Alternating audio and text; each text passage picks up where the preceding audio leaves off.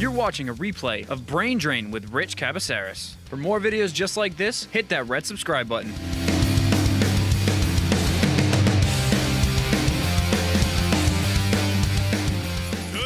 You're listening to Brain Drain on the legendary 1480 WSAR, and how about today? It is Valentine's Day, so grab your loved one, squeeze them a little closer, and you know what? If you're one of those people who haven't had the opportunity to go out and shop for your loved one yet because you're a last-minute shopper, J&J Jewelers is your answer, because not only are they the Facebook Live Cam sponsors where you can comment and join the show, but right now, if you go over there, you spend $999, you are going to get a $100 gift certificate to Agoro's Pizza Bar and Grill. By the way, if you don't have the cash on you right now, that's okay. They have layaway. They have 0% financing. You need to go check them out so you can be the hero of the day. Make it look like you planned it from weeks ago, and go check out J&J Diamond Jewelers at 167 Borden Street in Fall River, or you can go to jjjewelry.com. So, we are going to dive into a very controversial conversation, and it is, ultimately, extremism.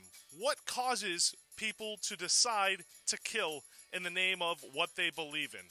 What causes people to decide that they want to walk into a school and mow down a bunch of people, a bunch of their peers, or people who are kids? What caused the people who flew into the Twin Towers to fly into the Twin Towers? What caused the Oklahoma City bombing? What caused some of these bombings at the Boston Marathon? What is the cause of this? We are going to dive into this. And one of the first things that people point to is religion. They say people practice these crazy religions, and that is why they are committing these crimes. So let's take a look at the religious context of this. So, if you are somebody who practices a religion, whatever that religion may be, there are potentially some violent things that are in the book that you practice. There are some things that are said in there that talks about protecting yourself, or talks about how you have to act in life, especially when somebody who is vulgar, somebody who is dangerous, comes before you, and what you have to do in the presence of that person. So I'm going to give you three parts of three different books. They're all religious books, and I want to hear what your feedback is. And I'm not going to tell you what book they come from. They're all responses to what you do when somebody is trying to impinge on your freedom, or somebody is trying to kind of ruin what is yours. So I'll start with "The stranger cometh nigh shall be put to death." And that is a reading, or that is text from a religious book. Another one says, "Kill them wherever you find them, and drive them out from where they drove you out." And lastly, "Any city that doesn't receive the followers of God will be destroyed in a manner even more savage than that of Sodom and Gomorrah." So those are three different readings from three different religious books. And these different readings have caused people to go along extremist acts. Now, obviously I picked monotheistic religions. And so that means that you have the major three, which is the Quran, the Torah, and the Bible. So I picked those three, which people who practice Judaism, people who practice Islam, people who practice Christianity, I picked those three books and readings from those three books that people could use to justify killing. So, do you think that religion is the main cause of why people kill? Do you think that it is persecution? Do you think that it could potentially be something more or less than that? So, if we think that it's just religion, then how do you explain some of these school shootings? How do you explain somebody walking in with a machine gun into their school and mowing down people, kids, teachers, and all of the above? Because that's been happening a lot this year. We talked about that earlier in the year this year. So I'd argue that that is the same extremism that people are practicing, and they're using something different to justify their actions. In this case, an extremism that happened in the Twin Towers, that happened in Brussels, that happened in France, that's happened in England. I would say that extremism, they're using a Bible or a religion to justify their actions. The Oklahoma City bombing, they're using religion to justify their actions, even though their actions should be condemned by every single religion, and usually are. And in the case of kids mowing down people in schools, they talk about bullying as the justification of their action. Well, I've been bullied so much that I had to fight back at some point in time. So I'm going to pose this question to you. 508-673-1480, or you can comment on the Facebook Live feed with the J&J Jewelers Facebook Live feed by commenting below, and you can join the conversation. Tell me, do you think that extremism is caused because of religious ideology, or do you think it's something that's socialized into people because ultimately what ends up happening is people feel like they're removed from society? So they find a group that accepts them, or they find a way to cope with exactly what's going on. Somebody actually who I served in combat with, thanks for watching the show, said, people, this is all absolutely socialized. This isn't because of religion. This is absolutely socialized. So again, before we go back to the calls, I want to read these 3 texts, and I want you to even guess which comes from where. So one of them says, the stranger that cometh nigh shall be put to death. The other one says, any city that doesn't receive the followers of God will be destroyed in a manner even more savage than that of Sodom and Gomorrah. And the last one says, kill them wherever you find them and drive them out of where they drive you out. And we're going to go to the lines. You're live on the legendary 1480 WSAR. What say you? Hey, good morning. How are you this morning? Good morning. I'm doing well. How are you doing? Good. You've got to remember, it's not just religion. It's ideology. It's people that don't want to have their financial way of life interfered with. Okay. And I'll give you a prime example, the American Civil War. Okay. Okay, 620,000 people, men, women, children, died needlessly in this country because somebody decided that slavery was something worth fighting for. And, you know, I think you bring up nothing to do with states' rights at all. They picked up, just let me finish a second, and I know it's a two-way conversation. Sure. They picked up bombs. They developed an army. They created a separate government, and they attacked their fellow Americans at Fort Sumter, Charleston, South Carolina. And I think you bring up a very good comparison, honestly. The Civil War, right. If we looked at that today, we would say it was extremism, right? We would say people fighting for the slavery of other people, and that was part of it. It was also because of economics. And But we would say that the shame they brought upon this country and the shame they brought upon their fellow Americans and the whole situation, people like Robert E. Lee that were actually military officers attached to West Point swore allegiance to the United States of America, and they turn around because their state seceded from the Union. They turn around and say, "Oh, I'm not going to go against my neighbors, my family, and my state." And they turn around and they break away from the United States themselves. And he was offered the command of the Northern armies. He turned it down. He took the command of the Southern armies, and this so-called, quote, gentleman had no problem at all commanding troops in the field and killing his fellow Americans. The funny part about the generalship... He is not an honorable man. The funny part about the generals of the South is they were better generals than that of the North. Majority of them went to West Point. Majority of them were some of the best generals in the American military, and they all went to the South. So it shows you if we were under a governmental rule, a military rule, what could potentially happen. And think of this. Benedict Arnold handed over the plans for West Point to the British. And throughout history, Benedict Arnold has been known as for treason. Yep. His name is not even spoken at West Point. Yet the men that attended West Point, they turned around and went even beyond that treason. I think that's a fair point. And the other thing is, you brought it up, and I want to recap. You talked about how ideology is the reason why extremism exists. And I'm going to dive into it a little bit more so and talk about how somebody becomes an extremist. But do you think that people grab onto whatever they can to justify the actions of their extremism? I think they do, but I think at the same time, even some people in the South that are brought up, most people in the South are very reasonable. They're good people. They're very patriotic Americans. Most people are, and they cannot be held responsible for the actions of their families, their grandfathers or great grandfathers. Yeah. At the same time, they have to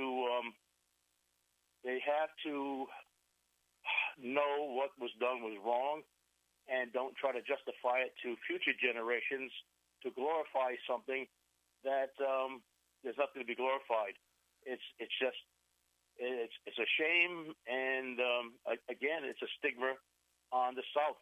A stigma that the South will carry probably forever. So I'm going to make a general statement, and you can correct me if you think I'm wrong, but I think that most people in the world, they want a better tomorrow than today was. Do you think that that's fair? Correct. But you know something? It's one thing to have a better tomorrow, but you don't have it on the backs of another people. Agreed. You don't turn around and say, you don't enslave people that from the moment the day they're born to the day they die, they will do what you want them to do, and if not, they'll be how would you say it? They would be hell to pay for them. They need to know their place. Thank you so much. That's how they survive on free and cheap labor, and thank God that system's gone.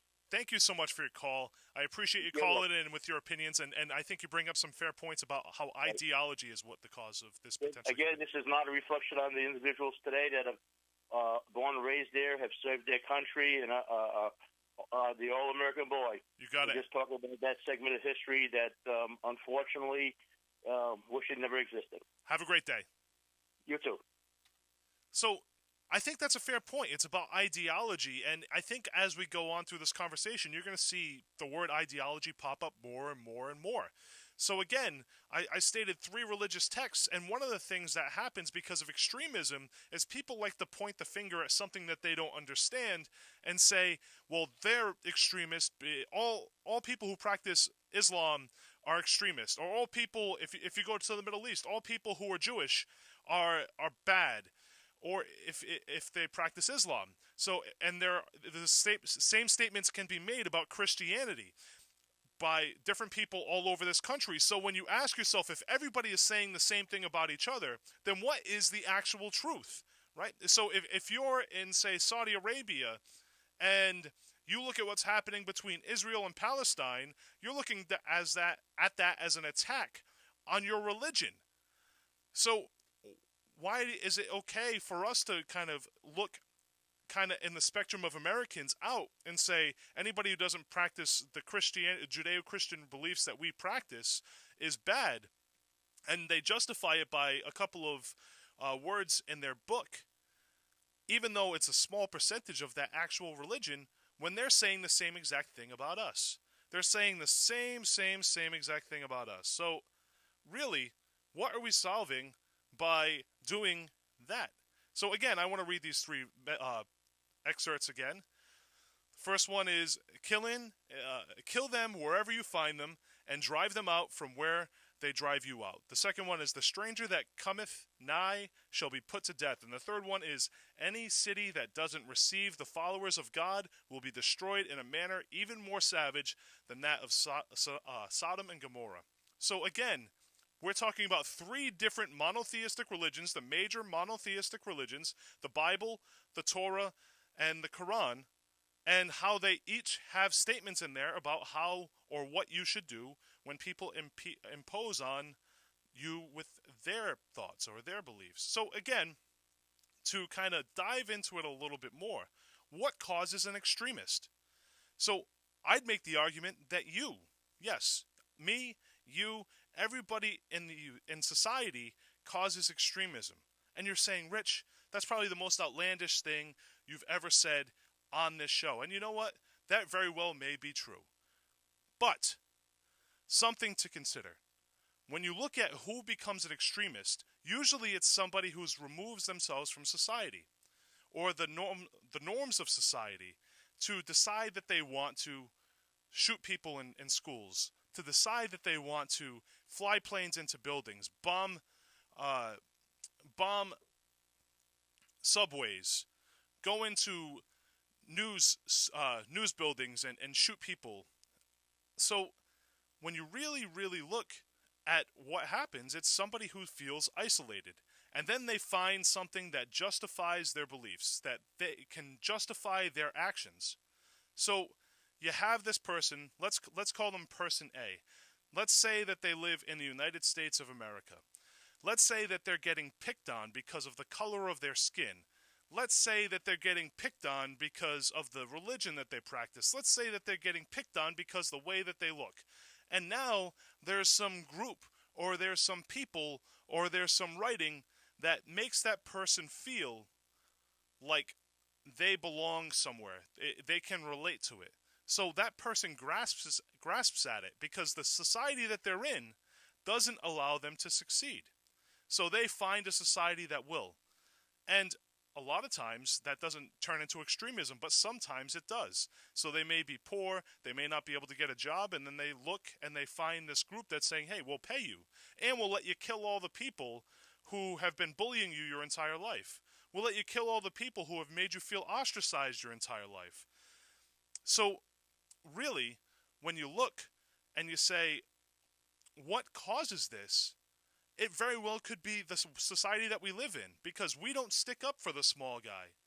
We allow bullying to happen. We've talked about bullying in the past, and bullying still exists. Adults bully adults. And kids learn that bullying, and they turn around and they do the same thing in schools. There's no clear indication that Americans bully than what we see with the presidential races. What we see said about the president, what we see say about senators, congressmen, the whole nine. We don't talk about the issues. We talk about them as people. We talk about Donald Trump's hair. We talk about Elizabeth Warren and how she's Pocahontas. We talk about all the things about somebody's personal looks, somebody's personal character, as opposed to what policy they're creating. So we grasp at the easy, low-hanging fruit. And that, if you do that to somebody long enough and hard enough, they're going to find something that gives their life meaning. And a lot of times that becomes extremism. So you're live on the legendary 1480 WSAR. What say you? Hey, Cavaceris, how are you? I'm doing great. How are you doing? That was a quick little let's go live. You got it. But no, the fact that you're bringing up idealism is a very touchy subject, and it's actually a good thing to discuss and talk about. Well, that's part of the issue, is people are afraid to talk about it. People are afraid to have the honest, frank conversation unless you want to point to somebody else as part of the problem. No, I agree 100%, but what we run into, and this is just my opinion, is we're still stuck in a society where it's only the strong survive. Okay. That's certain people's idealisms. So to counteract that, in my opinion, you have all these rich people that think, it doesn't matter how strong I am, I got money. So it's almost like they're trying to reset the factor, because let's be honest, if the three religions that you talk about, the monotheistic major religions, yes. I'm sorry, go ahead. That's the monotheistic major religions. That is Judaism, that's Christianity, and that is Islam. What do they all have in common? One God. If you don't agree with me, I'm going to kill you. They all have in common one God. They all practice the faith, believing in one God, and it's actually the same God. With different names. But at the same time, would you agree that a big basis of their religion is that if you don't agree with our one God, we're going to ostracize you, we're going to persecute you, we're not going to help you. But yet, if you look at all the other religions that are around nowadays, it's, okay, yeah, believe in your God. We believe in our God. Well, I think that is, I don't think that's 100% true. I get where you're going, and you're right. There are people who practice religions who, if they feel that you don't believe the same thing that they believe, they are going to ostracize you. And we see that not so much with the actual religion, but we see that in things that are practiced. For instance, gay marriage. If somebody practices a religion and is devout in that religion, they may shun something like gay marriage. They may shun something like abortion. So it's the ideology, as the previous caller said and you're saying, that is causing this extremism, even in those little contexts, as opposed to the actual religion itself. No, I agree. I mean, the other thing that I really do think about this is the idealism has gotten and became a cancer in our government. And the funny thing about pretty much every sentence that you've said is it usually is regarding an ism, right? So racism, idealism, ideology. So that isn't an ism, but we can talk about various isms and relate them directly to, as the first caller said, ideology. Yes, no, I agree, and it's one of those things, and we live in a society where people need to open up their minds and hopefully just work with each other. Right. And I mean, as a kid, I did, I did read the Bible a little as a kid, and for those people that do believe in that theory and everything, it states when everybody got together, they were able to try to build that staircase to heaven. And it's funny because when we actually talk about other people and the people surrounding us and we look at them and judge them, really what that is that's putting yourself and your ideals in the center of the universe, as opposed to understanding that everybody is a little bit different. No, I agree, and it's almost borderline narcissistic. I can agree with that. Thank you so much for your call. Have a great day. You too. You're live on the legendary 1480 WSAR. What say you? Good morning, sir. How you doing? I'm doing great. How are you doing? Oh, pretty good. Can't complain. Great. Today's day and age, a lot of the kids today, they're being taught evolution, and there's no value in human life. Do you follow what I'm saying? Okay. They have a sense of purposelessness and hopelessness. They have an obsession with death. If you don't see all the suicides. Yes, yeah, I think that suicide is increasing, and there's a reason for that. I can agree with that. And this, I don't know. They've been told that there's no God, some of them, and man is just an animal. You know what I'm saying? So and the killing and dying is part of the violence and the bloodshed is part of the natural evolutionary mechanisms that produce man. You know what I mean? So I would say this. I'd say that people have killed in mass amounts in the name of God and not in the name of God, in the name of country, in the name of what they believe. So I get where you're going, but Yeah. I just want to kind of say now that I think that it's society and societal norms that are separated from, as opposed to religious norms. 10 Commandments, thou shalt not kill. But people who were Jewish actually killed in order to get to the Promised Land. Oh, Moses killed people. Right. Yeah, but today's TV and today everything's there's no value in human life. What I mean is, back in the day years ago, and you're too young to remember this. Your dad probably will, or your grandfather. Sure. When they killed somebody on a Western, they shot the guy. He fell off the horse and he was dead. You didn't see bloodshed all over. Nowadays, you got the Terminator, the exterminators, whatever they call them guys. They're heroes, and there's bloodshed everywhere. They're the good guys going out and killing everybody. You know what I mean? But maybe that's part of the problem. Here in America, we don't see blood and gore and death. But when you go to other countries that are close to other countries, so if you live in Russia, if you live in anywhere in the Middle East, if you live in China, Japan, if you live outside of the continental U.S. or even outside of the United States, you may have to live in a society where there's more blood and gore than there actually is on TV. Yeah. That's true, too. So I think part of it is, as Americans, we've been desensitized to what is actually happening in the real world. We have this kind of euphoria, or we have this idea that a mortar isn't going to drop through our house, or we aren't going to get blown up or shot crossing the street. And we believe those norms to be true. And we think that everybody else should be able to live that way too. And I think that that's a novel goal. I think that's something that should be able to happen. But because of that, we miss what's happening in the real world. Well, sometimes a pupil or a student wakes up in the morning and says, there's no God, I'm just an evolved animal, you know? Yeah. There's nothing wrong with killing. That's the way these kids think today. You know, I think you're right. I think you're right. I think that we need to do more to be able to teach them the right and wrong of killing people and forcing their ideals onto people. Thank you so much for your call. Have a good day, my friend. You too. Thank you. You're live on the legendary 1480 WSAR. What say you? Good morning, Richard. How you doing? I'm doing great. How are you doing today? Good topic. Thank you. If you go back historically, when we talk about religion and fanaticism and killing for God, sure. Go back. I know it's ancient history. People don't want to talk about it or hear about it. Okay. The Crusades. Yep. The Crusades were not about religion. I agree. But the they used Templars, the Knight Templars wanted power and wealth. But they were the forerunners of today's ATM. They used religion as a tool to That's justify right. their actions. And you go back historically, I think it was Prince, oh my God, he beat Saladin in a major battle to take control of Jerusalem. I want to say it was Philip. Okay. Well, unfortunately, came down with a serious case of leprosy and killed him, so much so that he had to wear an iron mask for years, and he did die. And the Templars didn't like him because when the Crusaders took over control of Jerusalem, he allowed the Muslims in to worship with the Christians side by side. Okay. And the Knights Templars didn't like that. So when he died, well, I forget the name of the Templar that became king of Jerusalem. He just went after Saladin, and he wasn't smart about it. He followed him into the desert, not realizing Saladin was sucking him in. Made him follow him into the desert with no water and whatnot.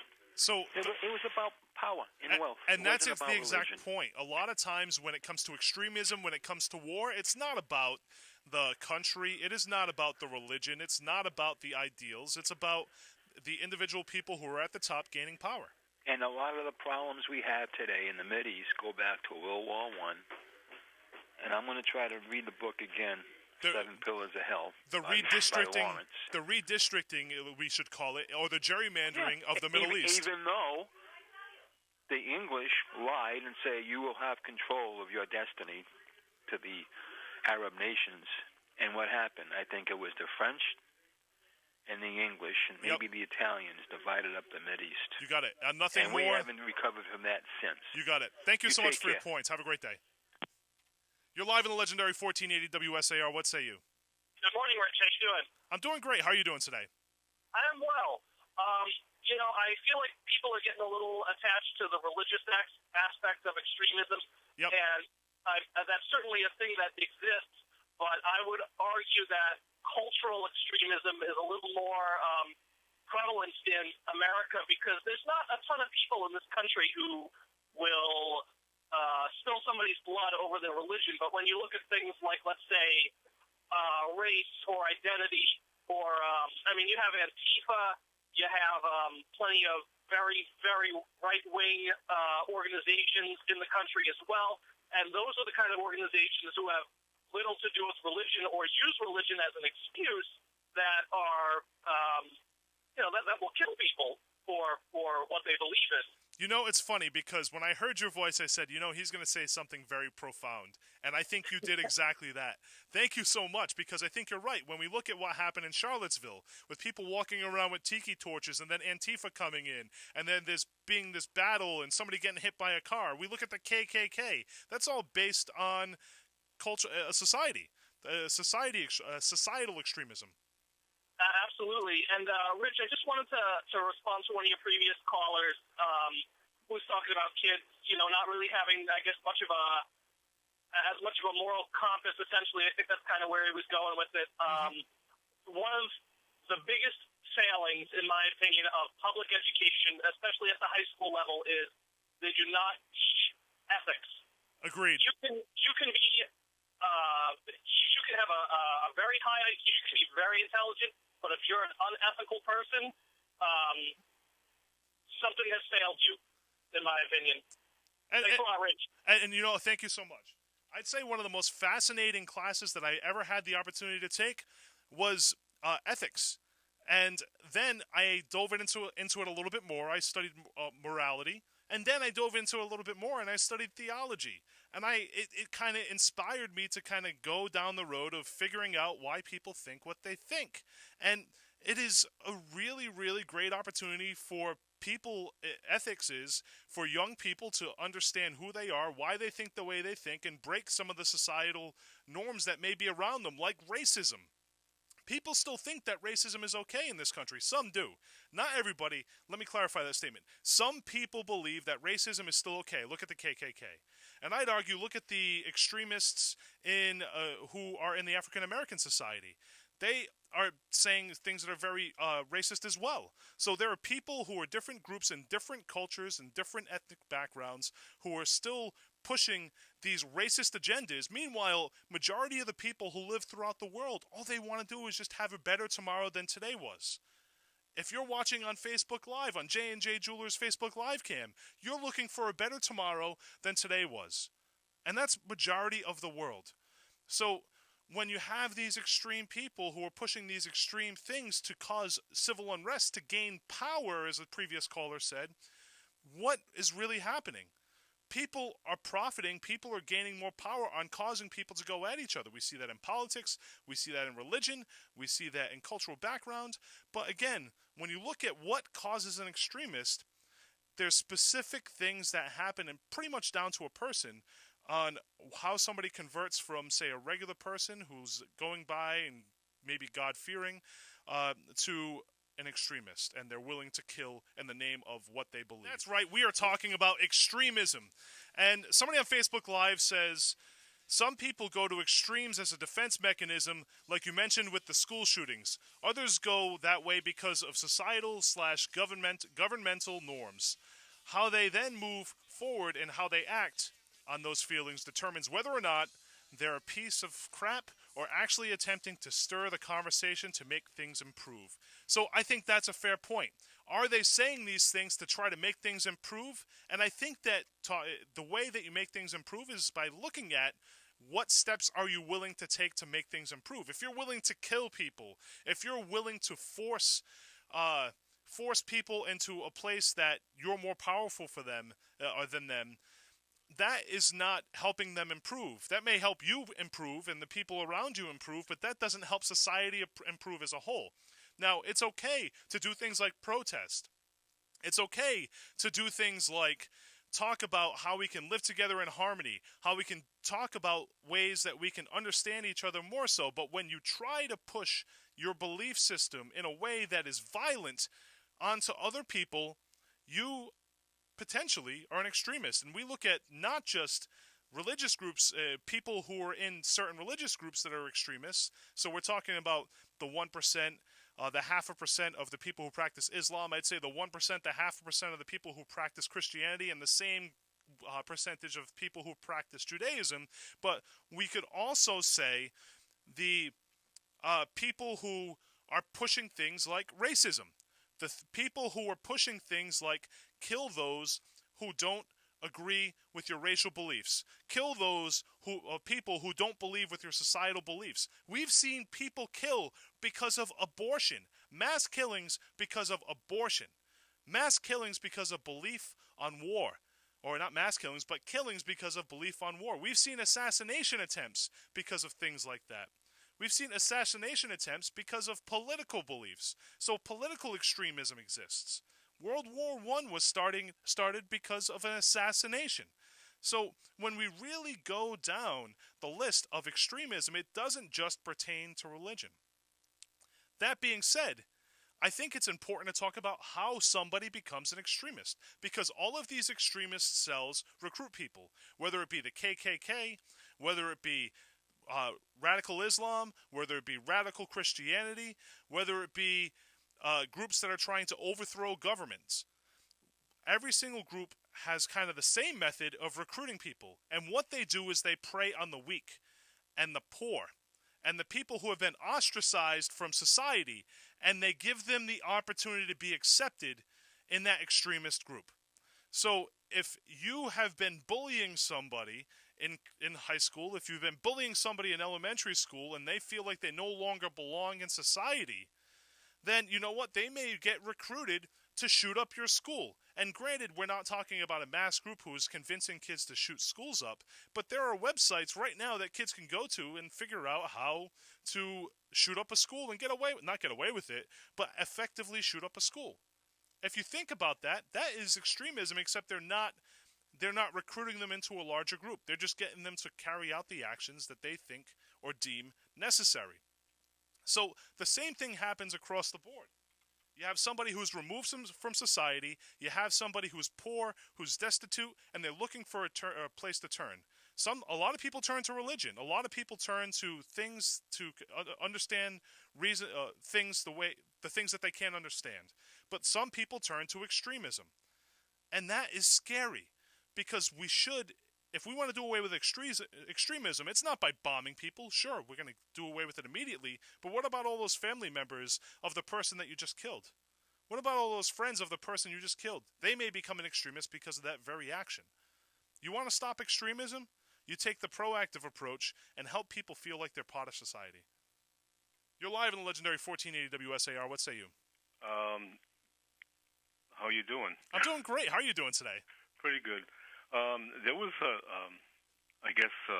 film on PBS recently called "Do Not Resist." I don't know if you've seen that. It's about the militarization of municipal police forces and how things like police training, where the civilian is sort of made to look like the enemy, and the enemy in a wartime situation. And they sent it on this guy that does a lot of the training for large municipal police forces as well as the FBI. And the approach that he was using was actually very, very scary. It was sort of like getting the police to think that they're going out into a world where they'll be automatically killed, and it's kill and be killed. Mm-hmm. I think it was the actual language that he was using. And the guy that produced the film, his father was either commanded or was involved in a SWAT team in, I guess, a major American city. So he sort of knew what what policing was all about, especially extreme policing. Okay. And then he goes into how cities, and even cities that don't even need it, cities with very, very low rates of crime, are receiving or did receive in the past all of this hardware from the American military and the federal government. Right, they're militarizing the police force. Yeah, and he goes into that. And another, I guess, the other part of the film was about the use of technology in profiling people and even determining if a woman has a child based on demographic information and, I guess, computer statistics and stuff like that, whether her child has a 50 chance of being involved in crime. Wow. So all this stuff. So it was pretty. It made me think. There's a lot of footage of Ferguson in there. Yeah. And how things happen where people who basically are unarmed are either shot running away or asphyxiated on the ground or shot and left. Well, and you bring up a good point, and I want to give a big shout out to the police department who protects my city, which is Fall River, Massachusetts, because they focus on community policing, and right now they've been operating without a contract for 2 years, and they're still doing their job, and they're doing it well. Mm-hmm. And they're trying to de-escalate situation with their words as opposed to their actions by pointing guns at people and stuff like that. So they're doing a very good job, and I want to give a shout-out to them. I want to thank you for your call as well, because we got to go into the news break. Thank you for that piece of information. Right. Have a great day. 1480. And today we are talking about extremism. What is causing people to blow up buildings? What is causing people to fly planes into buildings? What's causing some of these mass shootings and these mass killings on United States soil and all over this country? What's causing some of these bombings? So we talked about what makes an extremist, and let me tell you about something that happened to me while I was out in town, kind of just going and hanging out and talking to people. I was talking to a gentleman at a local restaurant, and we're sitting down and we're talking, and we were actually talking about the radio show. And what ends up happening? We start talking about extremism. And this was a couple of weeks ago. We started talking about extremism.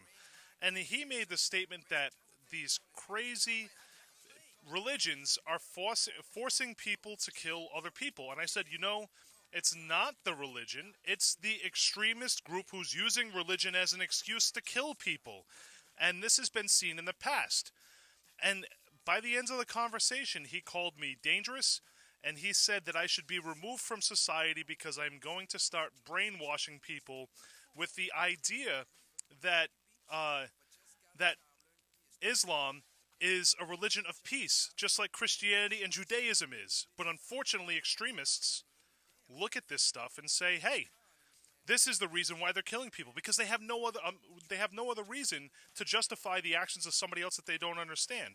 And what better way to justify the actions of somebody who did something that you didn't understand than point to their religion or point to the way that they live as the reason why they do it?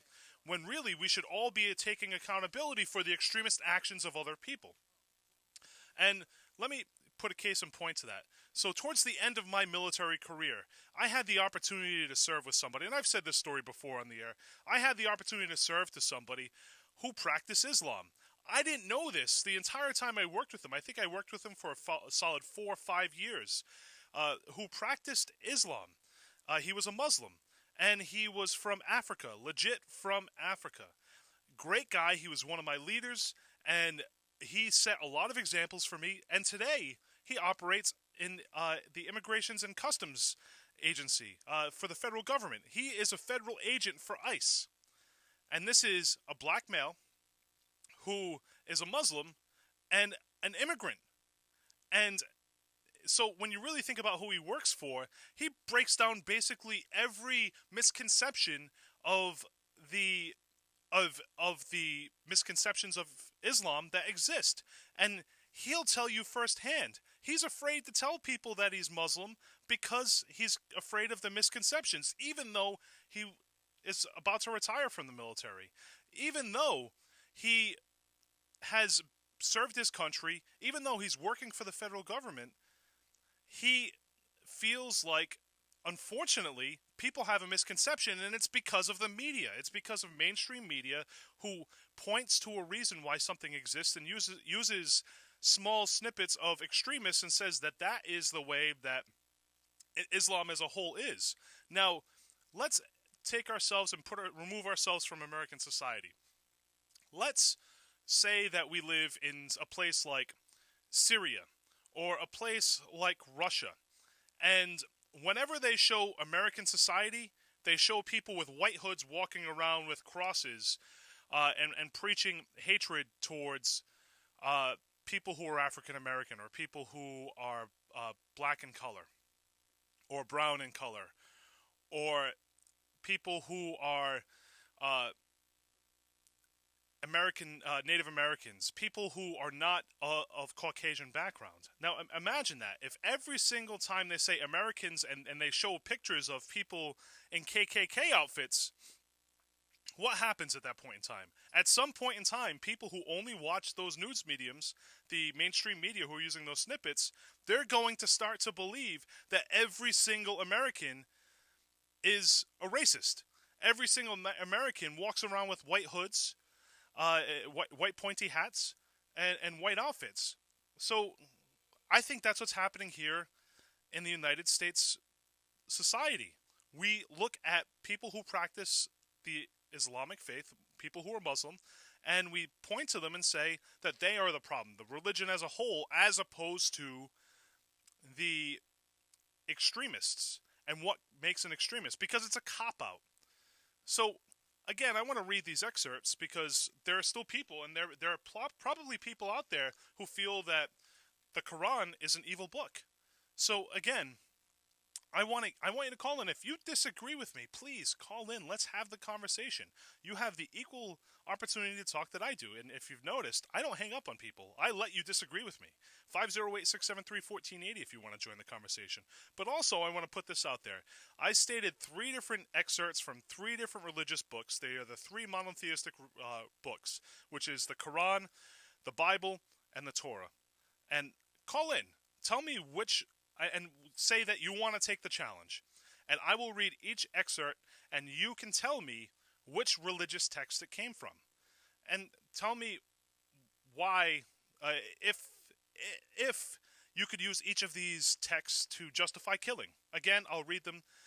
Any city that doesn't receive the followers of God will be destroyed in a manner even more savage than that of Sodom and Gomorrah. The stranger that cometh nigh shall be put to death is the second one. And the third, kill them wherever you find them and drive them out from where they drove you out. So again, those are the three excerpts from the three different religious books. Call in 508-673-1480. Comment below. And you know what? I'll read them all again, and you can guess which book, if it's the Quran, if it's the Bible, if it's the Torah, which book each came from. You're live on the legendary 1480 WSAR. What say you? I would say that the first reading was from the Bible, the third was from the Torah, from the Quran, and probably the second was from the Old Testament. You know what? You're 100% right. So actually, that's really, really good. I'm really surprised. I didn't have to even read them back to you.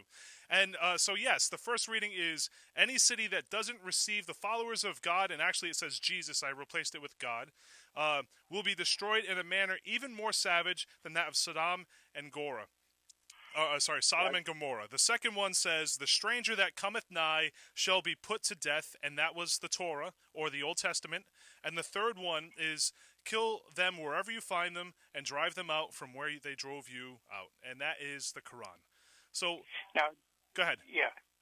There's some material in the Quran is well worth following and listening to, and much of it is already in it came from Judaism and Christianity because Muhammad grew up in society where everybody was either one or the other or pagan. You know, and by the way, and, yes, and you bring up a very, very good point. Majority of the books mimic each other, and that's why the Old Testament and the New Testament it's really the Torah and the New Testament, which is the Bible, are combined.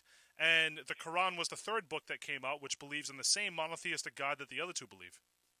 Well, I don't agree with that, but I'll Okay. get into it. Your friend from the service sounds like a great guy, and there are many Muslims who are. But if they get into following chapters 8 and 9 of the Quran and other verses that put down Jews and Christians and pagans and polytheists, by the way, Christians are considered polytheists because of the Trinity, Father, Son, and Holy Spirit. But there's a whole lot of stuff like that in it, and it's caused problems since the year 620 AD. I mean, look at history books and pick up a newspaper. But there are many people and who are very good people who are Muslims. You're right about that. It's if we could only filter this out. But I don't think you'll find much in the New Testament that's violent. And Jesus, when he was talking that way, he was speaking to fellow Jews because they were instructed and they had teachings that told them how to behave, and they weren't behaving. And he said, because you knew what you were supposed to do and didn't do it, it's going to be worse for you than it was for Sodom and Gomorrah. And it's funny that you say and you point to Islam and those specific books, because you can do the same thing in the Torah, right? You could do the same thing in the Old Testament, and people have used the Torah or the Old Testament to justify killing. They've used Christianity and the Bible to do the same thing. And to that point, I want to give you some specific examples. When you look at people who practice Zionism, which is an offshoot of Judaism, a lot of those folks end up turning into extremists, or their actions could be considered extremist. And you also have people like the KKK who are using the Bible as justification to be racist. Here, let me deal with the Zionism part. There are elements that there's gasoline that can catch fire. And then there are very few people who may not have any concern at all for the religions that they're dealing with, that they just want to control humanity. And that's what I think the people who are running towards globalism, the big people on the very top, are doing. They want to cause trouble, so they throw the match into the gasoline. But and unfortunately, that can happen. But it didn't happen to the extent like in Christianity, people would have, anything, a Christian war, other than the Crusades, which had some justification because of attacks. That's not. Actually, I would disagree with that. I would say that the push for Christianity in Rome, the Roman Empire, was using Christian books to justify killing other people who practiced paganism. When did that happen? The Roman Empire. That was Constantine. Well, you think? The Roman Empire had existed, and then after that started, the Roman Empire went into decline. Wasn't that around 300 AD? And then not too long afterwards, 400 or 500 AD, the Roman Empire collapsed. But yes, Christianity can be used, and I think it was used by people seeking power, and then they say, "Oh, you have to do this for Christ." That does happen, but also, if you get into the Quran, I think it's in chapter 2, Surah 2, they talk about abrogated verses, and God declares something and then changes his mind. So when he says, don't force religion, there's no compulsion in religion, he changed his mind. Now, I'm not saying that mocking, because the God of the Old and the New Testament does the same thing.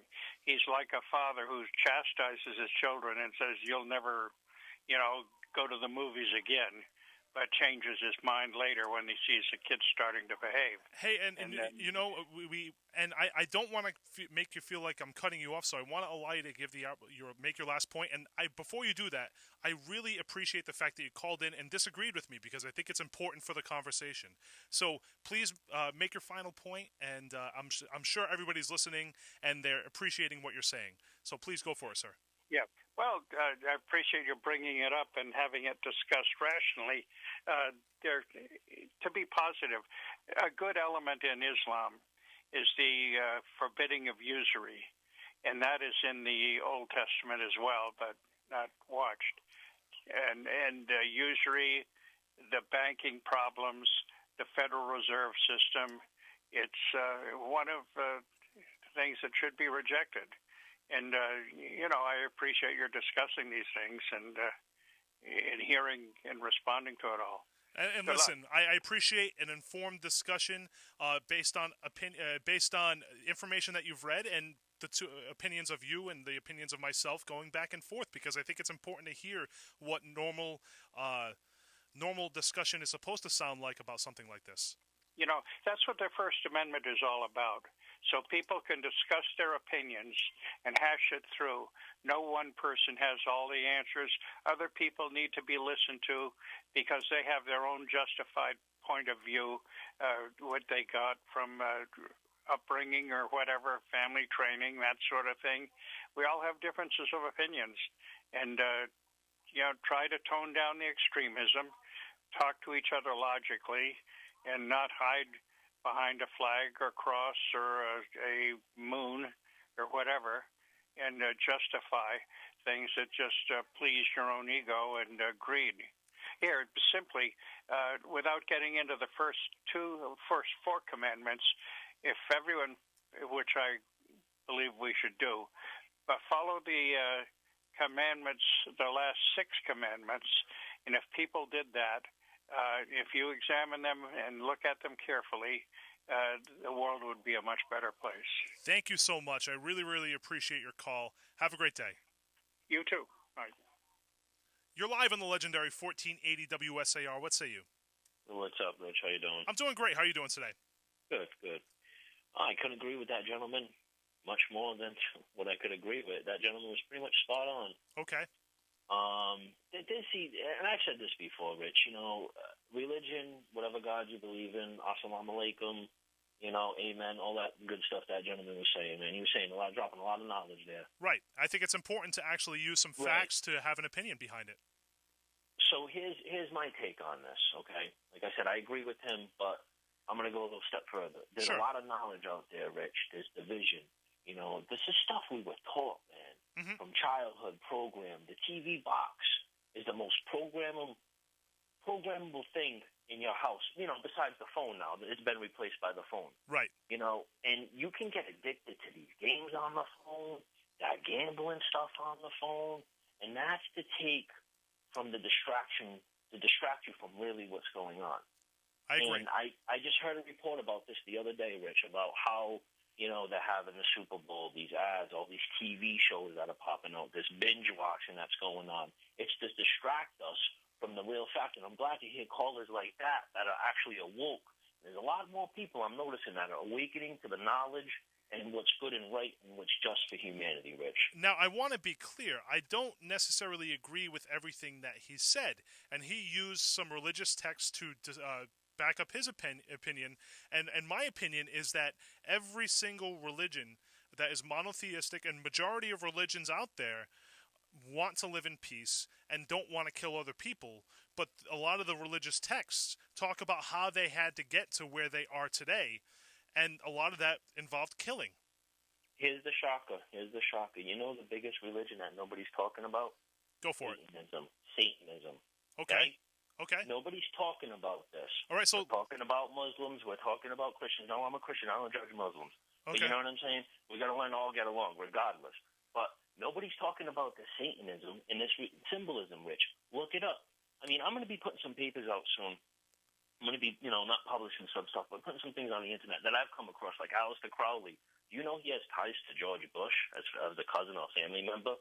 This is stuff I was digging up. Yeah, this is stuff I was digging up doing research, Rich. I mean, the more we know about things from right and wrong, we can decipher them and make our own decisions. And it's funny because you and I have had discussions before, and I believe that you also believe that 9/11 may have been potentially some inside job, because how can that metal go to ash? Now, I have trade background. I know what types of metal, cold rolled steel, different types of metal. I know what different types of metal feel like by handling it. Okay? Supposedly, the way that trade center was set up, it's not the Saudis. It's within. They want that global. This all goes back to globalization, Rich. Okay. Call me conspiracy, but the facts are out there now. They can't hide this information. They're putting the symbolism right in front of you. They're not hiding this from us. They think we're that naive and that zombified with phones and everything else, Rich, that we're not smart enough to Google, open up a book. And we're going to go back to the lines today. We are talking about extremism. You're live on the legendary 1480 WSAR. What say you? Hello. Hello. How you doing today? Good. Good. Could I talk about a city councilor? Go for it.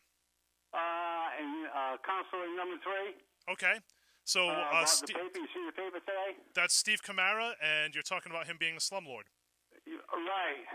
Okay. And every time I watch the city council meeting, he's always humming about people are going to lose their houses and this and that. It's him, and he's trying to put that in people's heads not to vote for the school. Right. Can't you get rid of this guy, get him off the city council? And it's funny because yes, you could recall a city councilor. Something else to consider is this guy who is a slumlord, is slimy, who tells people things that aren't true. He got elected by popular vote. Maybe that's a problem with the political system as a whole. I know. I guess people are not listening to the radio or something, or not listening to your program, or not listening to the city council meeting. Because something comes up about taxes, right away he's going to put the poor, they're going to be on welfare, they're going to be on the streets, and this and that. That's a lot of baloney. Maybe he will be. Yeah. And I won't give him anything. And I think that's the important factor is you need to, when you start going out and voting, you need to see what they've actually done as opposed to just their last name or if they've been there for an extended period of time or whatever they have done in the past. You need to look at that. He's on there to vote for different things. Now, he's going to vote against this new Diffie High School. Okay. And he's trying to sway people in Fall River not to vote for it. Here's the problem that I see. Here's the problem that I see with, yes, you're right. Steve Camara is a slumlord. But here's the problem that I see with the actual process of getting this vote out on March 6th. Both yeses and nos, a lot of people are giving information that is not true. And that's not to say the major groups are doing that, but there are people who are saying we need to vote yes for the school who aren't associated with the major group, who are giving false information, and there are people who are saying no to the school who are also giving false information. Right. So that's part of the problem with politics as a whole. really all people believe is somebody that they trust telling them something, even if that information may or may not be true. People operate on hearsay. Right. I can't see how he got reelected because everything he votes on is no. Thank you so much. I don't understand the people that voted him in. Yeah, and I think there's a lot of people who feel that way. Thank you so much. Have a great day. Okay, bye. You're live on the legendary 1480 WSAR. What say you? Good morning. Morning. How you doing today? Good. You? I'm doing unbelievable. The two callers before the break, yep. I agree with them. And just to add a little bit more to that, I believe it's all part of the education system. And this is from silent weapons, quiet wars.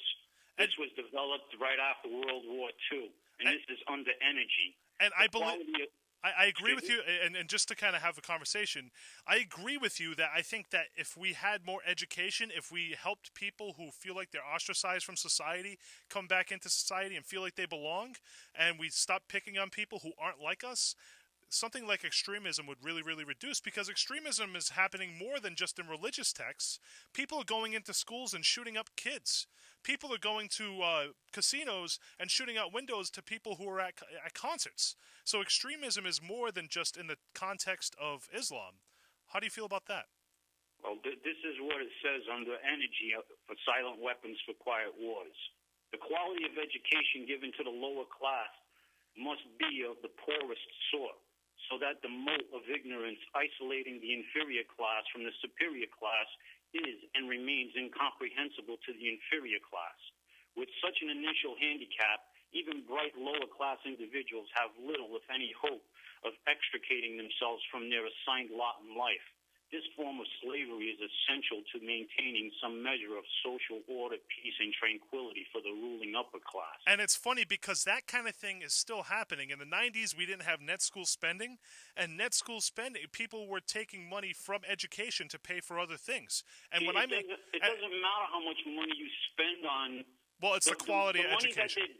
The money is not the problem. It's the form of education. That's the problem. If you read Charlotte Iserbyt's The Deliberate Dumbing Down of America, you'll understand why we have the drug problem. You'll understand why we have all of these mental disorders. This has all slowly been incrementally instilled into our children. And it's getting I hear worse you all the time, and we don't want to look at the problem. And I hear you. And one of the reasons why I think, and this is a personal opinion, why I think that people are resorting to things like extremism when they're being bullied, or extremism when they're being ostracized, is because of the fact that, a caller said this previously, we don't teach things like ethics and morals anymore. We don't teach things like basic human decency. We don't teach arts and music anymore. People have to do it as extracurricular. We don't teach what's the word that I'm looking for? We don't ethics. teach. Well, we do teach ethics. We don't teach ethics. You're right, but I already said that. I'm looking for when somebody is going out and voting and taking part in normal part of being in the election process. I'm drawing a blank on the word right now. We don't teach, but we don't teach that. We don't teach people how to go out and vote, how to learn about the people that represent them. And we don't teach anything. I mean, well, we do. We teach STEM. I agree. The first caller before the break. I mean, the one, not the first. Yeah, the first caller. Well, I should say the second call, the one that said about usury. That is the key to this whole problem. And I think the banking system is the problem, and there's two laws in this world. There's man's law and there's God's law, and like the Encyclopedia Britannica of 1893 said, under arts and science, legal. Now everything today is legal. Legal in that, according to that definition, is the undoing of God's law. All right. Everything we do is against God. To bring it back to education real quick, the reason why I feel we need to spend more money on education is because we have to pay people to extend the learning day. In my opinion, thank you. Somebody said on Facebook Live, civic duties. Thank you so much for that. Civics. So, yes, the reason why I think we need to spend more money on education is because of the fact that we need to extend the learning day more than just an hour. We need to keep our kids in school until 5 o'clock, and we need to give them more breaks in between classes, which means we have to pay teachers more money. Because if that's the case, all you're doing is keeping the children in school longer away from their parents, and all you're doing is manipulating them. You're giving the upper class more time to manipulate those children. And I don't think it is the upper class you're giving them more time to manipulate the children, because I don't think that there are teachers who are saying, I'm willingly manipulating children. I think teachers are teaching kids what they're told to teach, but if they now have extra time to teach things like ethics and morals and have frank conversations with kids who are teenagers, we may be able to prevent some of this stuff. We may be able to teach kids theology or religion, not one religion, but all religions, and how they live in the place that we are today, which is the world. In Russia, there's this one school in Russia that the children teach themselves, and they'll go through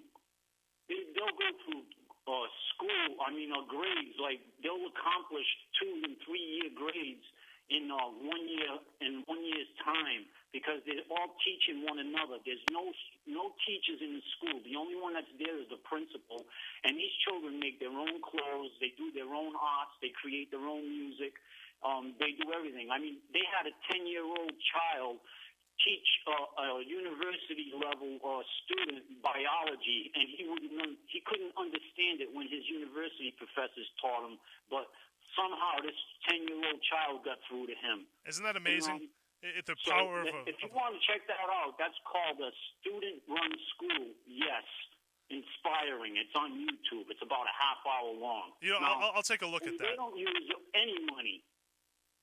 Thank you so much for your call. I really, really appreciate it, and I appreciate you calling in and kind of being, speaking kind of against some of the things that I say. I think it's important for the conversation, so I appreciate you, and thank you so much. Thank you. You're live at the legendary 1480 WSAR. What say you? Hey, good morning, sir. Good morning. How you doing today? Yeah, I thought I was going to talk about my Valentine today. Hey, you know what? You can talk about your Valentine if you want. It is Valentine's Day. Good subject. Thank you so much. Now, we've kind of hopped a little bit all over the place in the past 15 minutes. Are you talking about extremism as a whole, or are you talking about education? Which subject? Extremists in this country. All right.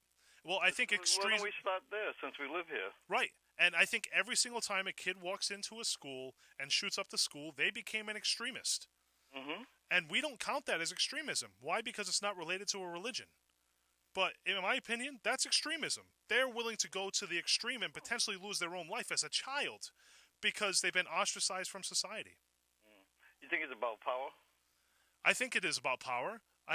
Because when you look at the shooting at Las Vegas, when you look at any school shootings, it's usually they're trying to then gain power over the people who have had power over them for their entire lives. So break it down, extremists in this country. Okay. FBI statistics. So actually, I don't have the FBI statistics in front of me right now, and honestly, I don't think they're counting school shootings as extremism. No. So I don't think that the FBI statistics would be accurate. You got to be foreign to. Right. Get in that category. Right, and I think that's it, because they talk about outside operatives who practice Islamic faith, or they're Zionist, or they're extreme Christians. Think David Koresh was an extremist? I'd say that. Why not? Yeah, of course. That's your opinion. Yeah, I'd say that. Ultimately, it comes down to. So here's a better question for you: was Jeffrey Dahmer? I don't want to sound like I'm from planet Pluto, so. Right. Go ahead. So here's a better question for you. Do you think that Jeffrey Dahmer was an extremist? He was a killer, right? Right. So that's the other point that I wanted to make up. Usually people who, or we could even say, wow, I'm drawing a lot of blanks today. Who was the guy who just died? He literally just died. He orchestrated serial killings. Oh, yeah, Manson. Yes, thank you. Was Charles Manson an extremist? Yeah, there was followers with him. Of course he was an extremist. And here's why I say that. A lot of times these extremist groups... Once you got followers, man... A lot of times you can be an extremist. A lot of times these extremist groups are head up by somebody who's a sociopath or a psychopath. They don't even have to murder the head guy. Right, and a lot of times that's their followers to do it. And whoever's getting kids to go out and shoot kids with school shootings, that's probably somebody who's a sociopath or a psychopath who's portraying this information on over messages or whatever it may be. Yeah. Hey, 38 years with my Valentine, and one thing that my dad agreed with was with my wife back in the day. Yeah. So, it's funny because maybe you should take her over to Agoro's Pizza Bar and Grill tonight. Oh, Where's this? That's on Somerset on 138.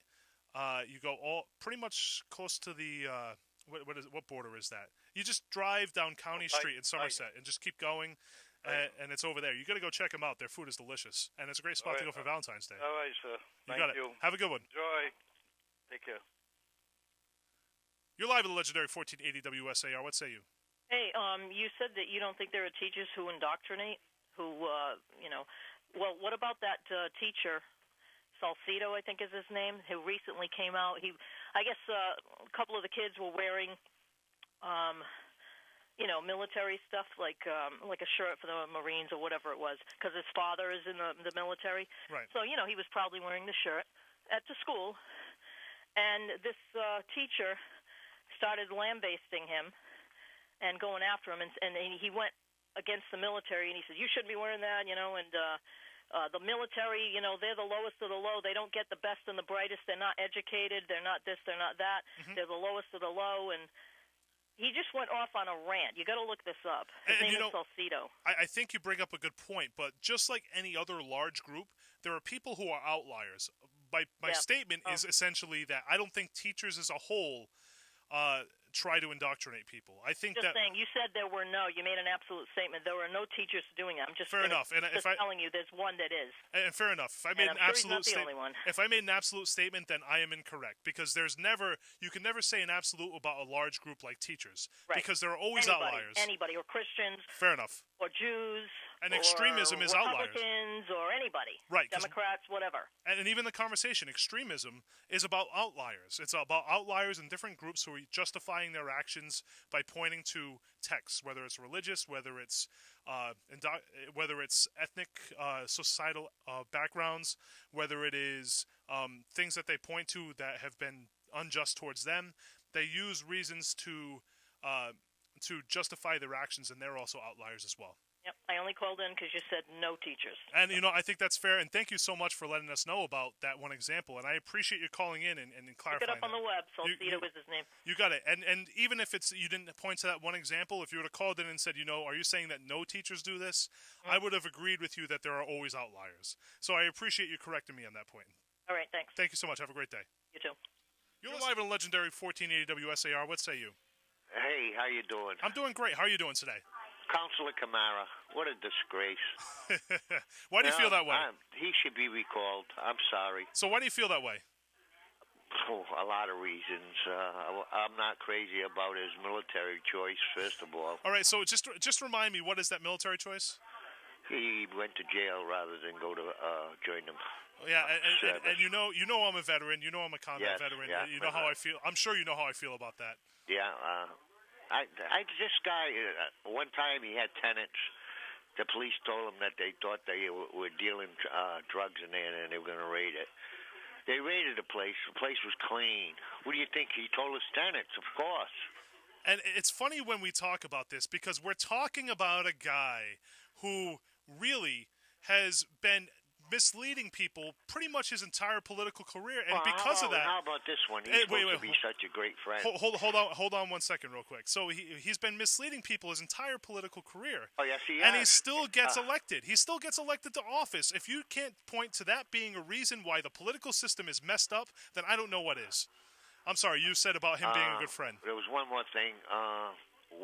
Election a few times back. Leo his wife was collecting money at the door, right? Yep. Now Stevie, all he had to do was go over to Leo, say, Leo, that's wrong, stop it, right? He didn't say a word, and he filed charges, and it cost Leo $1,000. Nice guy, huh? Yep. So it's funny because let me tell you, there's a recall. I'd gladly sign it. I have no use for the man. And it's funny because I served with this guy, and I learned really, not in the service. While I was in the city council, and there's two things I learned about Steve Camara. If you want him to do something, you have to tell him how it benefits him.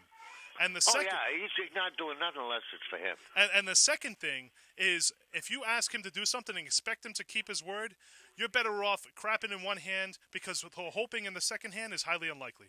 Yeah, I hear you, but he still manages to come in ninth. Thank you so much for your call. Have a great day. You too. You have a minute left. You're live on the legendary 1480 WSAR. What say you? Hello? Hi, how you doing? Oh, okay. Listen, I heard that person talk about Salcedo and the kid that wore the T-shirt, and he said the military is the lowest of the low. Well, my nephew, my husband, a lot of people in my family were in the Marine Corps, and my nephew went in, and he graduated with honors, with a master's degree. And instead of, he could have gone right into officers' candidate school, and he didn't. He wanted to start at the bottom of the barrel, so when he became an officer, he wanted to make sure he understood and felt what these guys felt that were just, not in officers. And those are always the best and kind he did 2 tours in Iraq. And those are always the best kind of officers. I know I'm cutting you short, but we only have 10 seconds left. Yeah, so that's okay. I just wanted to get that in. You got it. Thank you so much. They're not all the bottom of the barrel. I'm sorry. I feel like they're the top of the barrel. Thank you so much. Have a great day. Okay, thank you. And as a veteran, I can tell you that military isn't the bottom of the barrel. I'm doing this show. You have somebody who went through the enlisted group before it became enlisted before they went to the officer corps. There are great people in the military. Majority of them are great people. Just like majority of the world just wants to have a better day than they did yesterday.